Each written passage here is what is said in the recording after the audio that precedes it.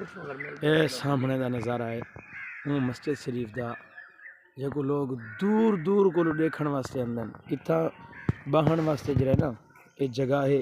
ये सारे प्यारे दोस्त डॉक्टर मोहम्मद शाहिद साहब हाफिज फैद रसूल साहब और सारे ये प्यारे दोस्त मास्टर अमानुल्लाह साहब।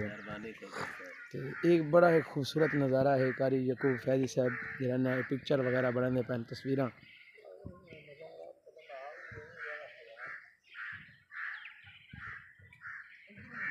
बड़ा ही खूबसूरत मंजर है।